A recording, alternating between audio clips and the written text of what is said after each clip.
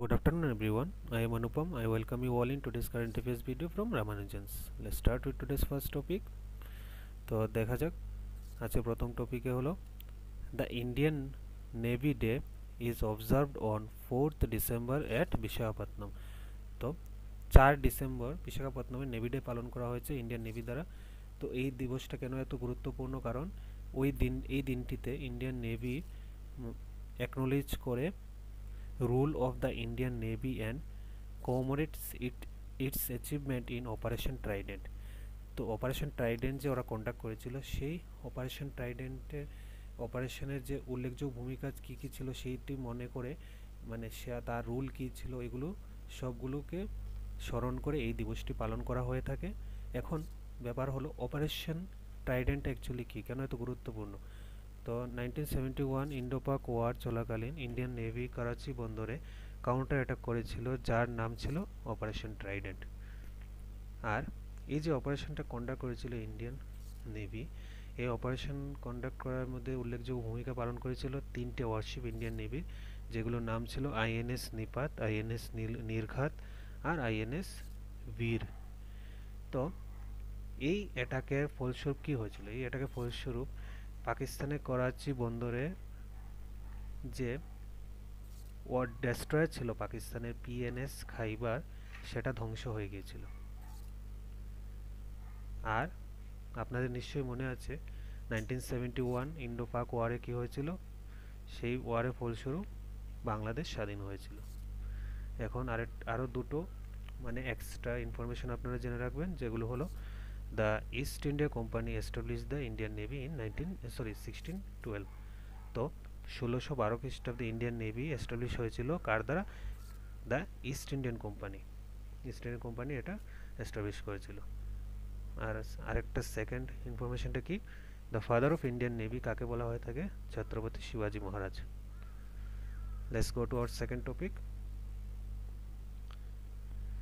Since 2010, the world has been celebrating International Cheetah Day on December 4 to raise awareness about the threat of extinction that they face.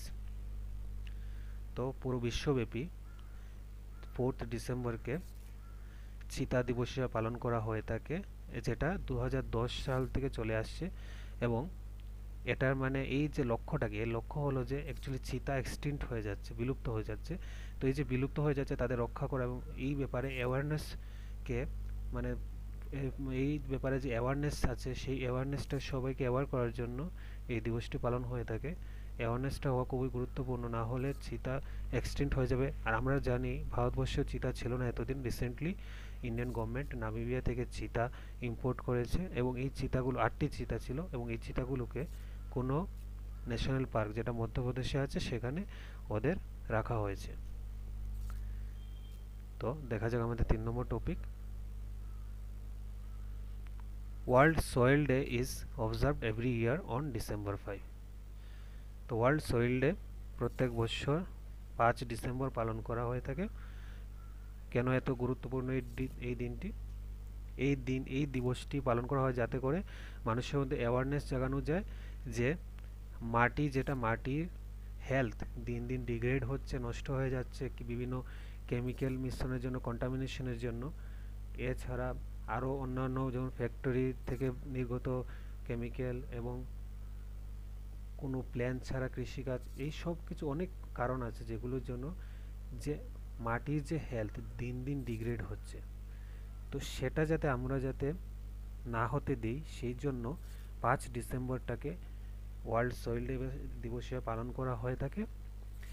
তো এই যে degradation process চলছিল, অনেক দিন থেকে চলছিল, যেটা নোটিস করে the international union of soil science, যাকে সংক্ষেপে IUSS বলা হয়, তারা 2002 সালে একটা রেজলিউশন অ্যাডপ্ট করেছিল যে 5 ডিসেম্বরকে ওরা মার্ক করে দিয়েছিল ওয়ার্ল্ড সয়েল ডে হিসাবে। আর এটা প্রথমবার ওয়ার্ল্ড সয়েল ডে পালন করা হয়েছিল 2014 সালে। আর এইবারের যে সয়েল দিবস সেটার থিম হলো সোয়েল ওয়্যার ফুড বিগিনস। আশা করি আপনাদের মনে থাকবে।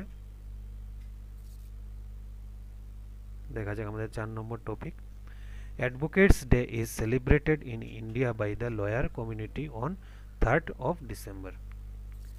তো 3 ডিসেম্বর অ্যাডভোকেটস ডে পালন করা হয়েছে লয়ার কমিউনিটির দ্বারা পুরো ইন্ডিয়াতে।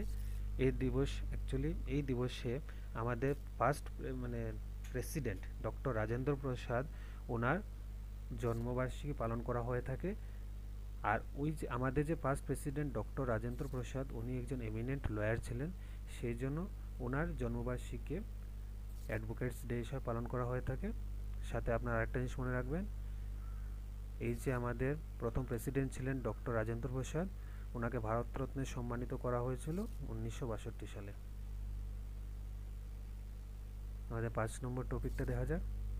আমাদের সবার ফ্যামিলিয়ার ফেস, পরিচিত ফেস, এখানে দেখতে পাচ্ছেন ওনার photo, film maker S Rajamouli. তো উনি কি ওনাকে একটা অ্যাওয়ার্ড দেওয়া হয়েছে, বেস্ট ডাইরেক্টর অ্যাওয়ার্ড দেওয়া হয়েছে। কোথায়? নিউ ইয়র্কের ফিল্ম ক্রিটিক সার্কেলে। আশা করি আপনাদের মনে থাকবে। আমাদের 6 নম্বর topic, Rajiv Lakshman Karandikar named as chairperson of the National Statistical Commission of India for a period of 3 years. তো 3 বছরের জন্য চেয়ারপারসন নিযুক্ত করা হয়েছে Indian national statistical national statistical কমিশনের চেয়ারপারসন হিসাবে রাজীব লক্ষ্মণ কারান্দিকারকে 3 বছরের জন্য নিযুক্ত করা হয়েছিল। উনি কে ছিলেন? উনি ছিলেন চেন্নাই ম্যাথমেটিক্যাল ইনস্টিটিউটের প্রফেসর। তো ওনাকে বর্তমানে ন্যাশনাল স্ট্যাটিস্টিক্যাল কমিশনের চেয়ারম্যান হিসেবে নিযুক্ত করা হয়েছে। আর দেখে নেওয়া যাক আরও দুটো এক্সট্রা ইনফরমেশন, যেগুলো হলো একটা, এই যে ন্যাশনাল স্ট্যাটিস্টিক্যাল কমিশন এটা ফর্ম হয়েছিল জুনের 2005-এ,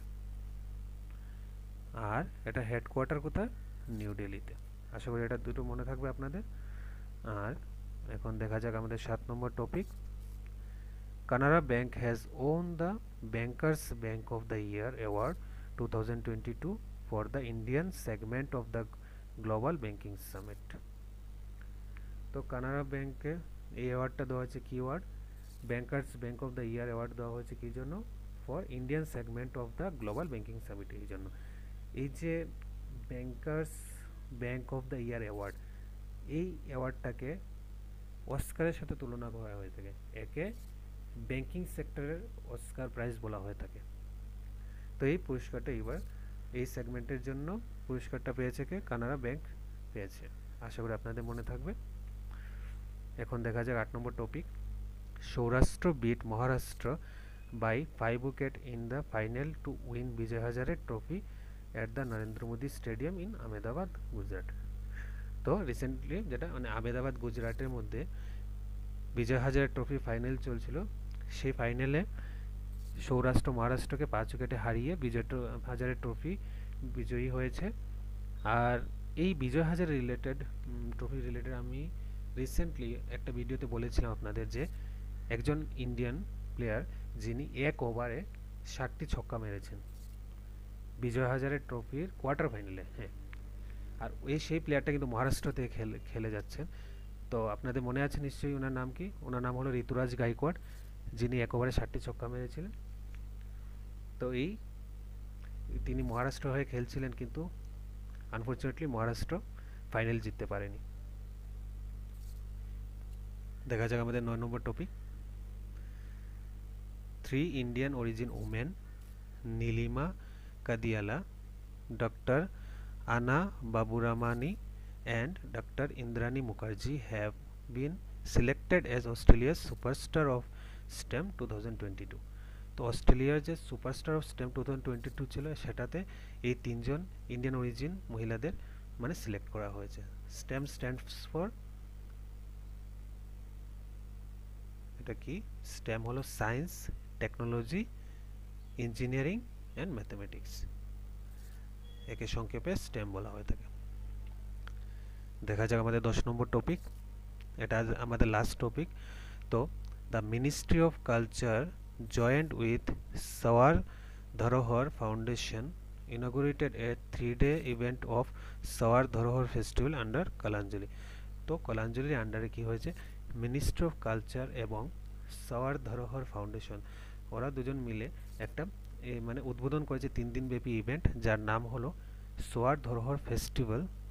তো এটা অ্যাকচুয়ালি কি, সোয়ার ধরোহর ফেস্টিভ্যালটা কি রিলেটেড, এটা হলো related to music art and literature festival two showcase the iconic art and culture of India and the rich literary art and heritage of Indian state.